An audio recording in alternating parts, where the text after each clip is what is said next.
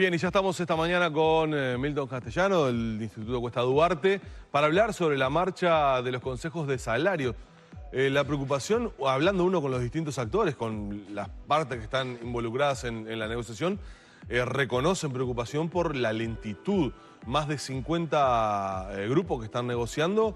¿Cuántos son los acuerdos logrados? Bueno, buen día para la audiencia y sin duda estamos con una preocupación importante. Llevamos más de 2 meses instalada la ronda de consejo de salario, más de 50 y pico de grupos negociando, sectores importantes, está negociando los bancarios, está negociando la industria metalúrgica, está negociando la bebida, la industria de la vestimenta, curtiembres, el transporte capitalino y suburbano, es decir, sectores de la economía importante. Y salvo los médicos y los trabajadores no técnicos de la salud privada, es decir, los trabajadores nucleados en la FUS y en el Sindicato Médico del Uruguay, fueron los únicos que al día de hoy tienen un acuerdo cerrado. Entonces, ¿hay preacuerdos por lo menos? Hay avances, pero avances. Por ejemplo, hay algunos avances en el transporte, hay otros avances en bancarios, pero es decir, todavía esos avances se tienen que matrizar en acuerdos. Y sin duda esto preocupa porque ya estamos a la altura del mes que estamos. En Uruguay, después del 10 de diciembre es muy difícil de cualquier tipo de negociación, y entonces quedan apenas un mes y poco para intentar estos sectores. Pero además porque a medida que va pasando el tiempo se van sumando más grupos.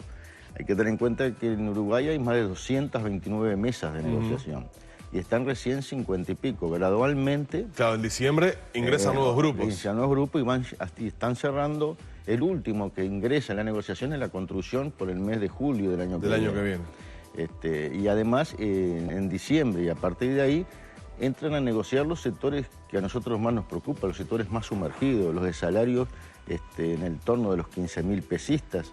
En diciembre entra toda la actividad comercial, entran los servicios, entran los trabajadores rurales, entran los trabajadores domésticos, etc.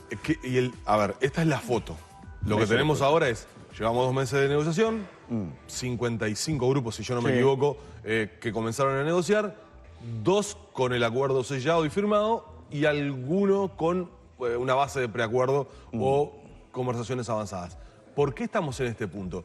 Tal vez las señales que dio el gobierno generaron, digo esto por la cautela, la prudencia, lo delante de la arena, todo eso generó un freno, por ejemplo, para negociar o una traba para negociar, dio excusas arriba de la mesa para no poder avanzar en el diálogo. Sin duda, esos fueron factores, sumado a un factor concreto que fue que los indicadores que el gobierno plantea, las pautas, llamadas pautas para la negociación, son lineamientos muy restrictivos, muy rígidos, que hace que es muy difícil toda negociación en cualquier orden de la vida necesita flexibilidad, necesita que las partes tengan un margen para poder llegar a puntos de acuerdo. Si no hay esos puntos de acuerdo, una negociación rígida quiebra, no logra avanzar. Entonces, por un lado está la rigidez del Poder Ejecutivo con lineamientos que no garantizan o corre riesgo de mantenimiento del salario real. Nosotros desde hace 10 años, cuando veníamos negociando, sabíamos que empezábamos a negociar desde el empate. Es muy difícil que tú o cualquiera se sienta a negociar para perder. Es decir, todo el mundo por lo menos dice, bueno, yo entro a una mesa de negociación para empatar. De ahí lo que puedo pellizcar está fenómeno.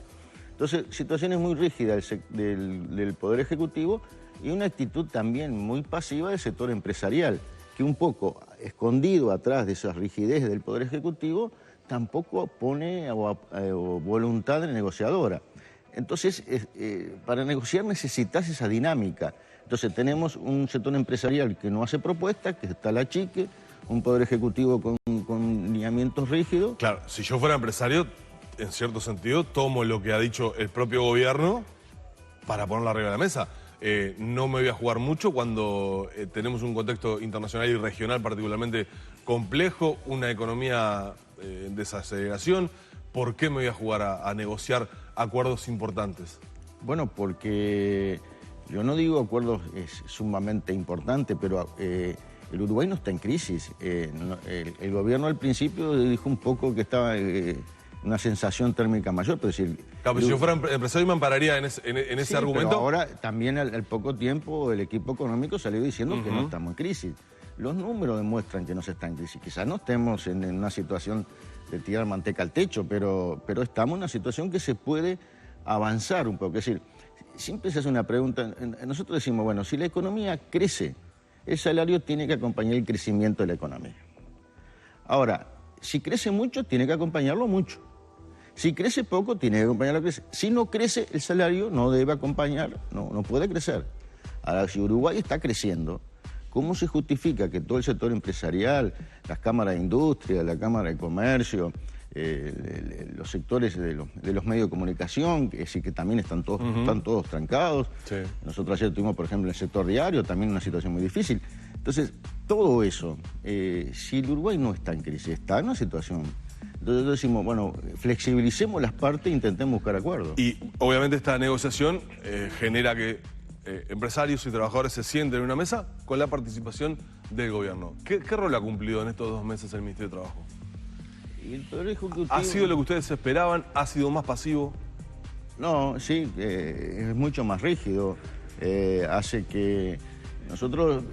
¿Hay más intransigencia de los negociadores del Ministerio de Trabajo? Es decir, de que tienen rigidez. Esto es lo que nosotros votaríamos, esta es nuestra propuesta. Una propuesta que tiene, por ejemplo, una de las cosas que traba más es que, por ejemplo, a mí me dan un ajuste, a ti un ajuste salarial, y después yo tengo que esperar 2 años para corregir si la inflación me fue absorbiendo ese ajuste. Es un periodo muy largo.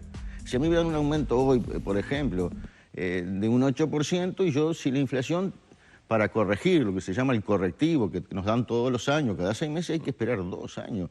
Y ¿Eso ni siquiera se ha podido mover en ningún caso? Se ha podido mover o en algún preacuerdo está, pero todavía... Porque creo que en el caso, por ejemplo, de los trabajadores de la salud, de la FUS, creo que eso fue uno de los puntos que logró mover. Logró lo que se llama un gatillo, es decir, una cláusula salvaguarda. La salud además es muy especial. Yo siempre digo que no es un sector que pueda ser aplicable a otros. A otro por las características, por la profesionalidad, porque es un sector tarifado, en fin, tiene algunas particularidades. Pero hay que buscar ese, es decir, el gobierno y los empresarios tienen que decir, bueno, vamos a negociar, vamos a buscar. Porque si no, ¿qué pasaría si no se llega a acuerdo? Sería el peor escenario. Porque si no hay acuerdo, hay decreto o hay votación. Sí, recordemos que en las rondas anteriores los acuerdos alcanzaron entre el 85 y 90% más o menos de acuerdo entre las partes.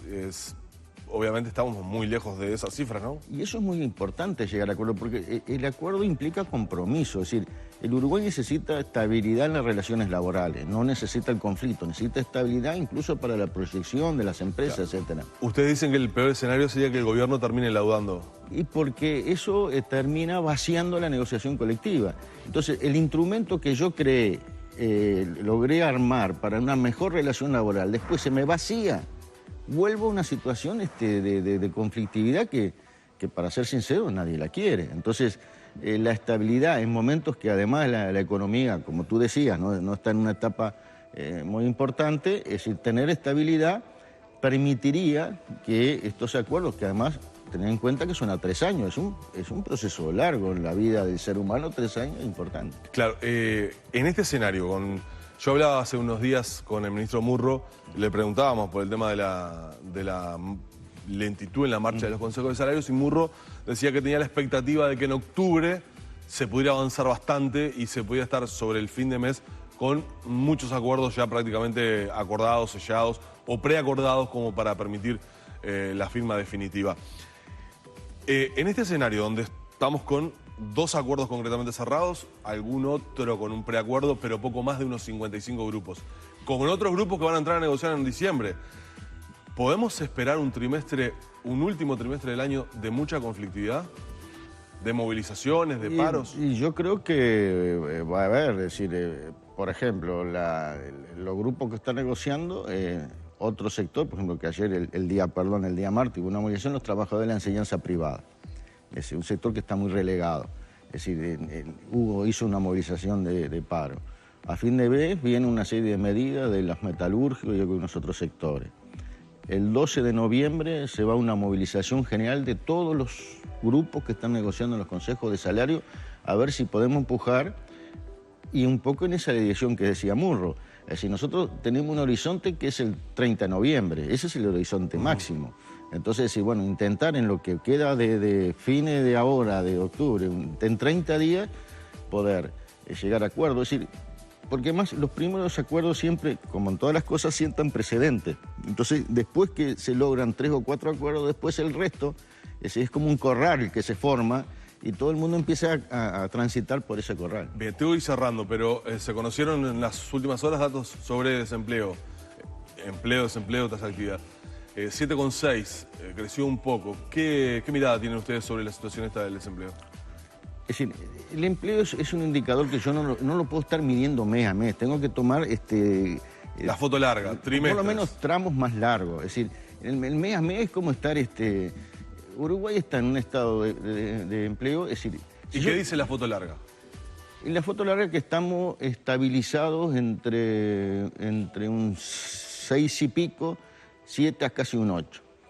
Esa estabilidad, a nosotros que creemos que se va a mantener, porque es decir, estas oscilaciones, ahora viene toda la temporada turística, nos preocupa más la característica del empleo.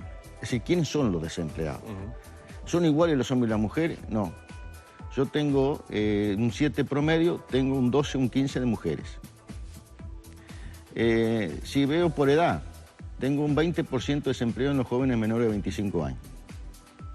Entonces, es decir, si me pongo la edad mía, o quizá la tuya, que es mucho menos, es decir, ahí capaz que el desempleo es cero, o es muy poquito. Claro. Entonces, el Uruguay tiene el problema del desempleo estructural, que eso se resuelve con política específica, política de promoción a los jóvenes, a las mujeres, beneficios, es decir, ese tipo de cosas. Entonces, más que estar mirando la foto de todos los meses, el Uruguay debe debatir su forma de empleo. ¿Por qué? Porque esos datos que yo te estoy dando, esos sí son estructurales, no se mueven hace años. Claro. Aunque ha mejorado todo, hay mucho más empleo, pero esos son clavados. Milton, gracias por habernos acompañado esta mañana. Teníamos bastantes cosas más para charlar, sabemos que tenés otros compromisos, pero vamos a estar siguiendo muy de cerca el desarrollo y el transcurso de estas negociaciones para poder estar charlando eventualmente en otra oportunidad. Gracias por estar esta mañana. No, al contrario, es un placer para mí y a las órdenes como siempre. Muy bien. Humberto, seguís por allí.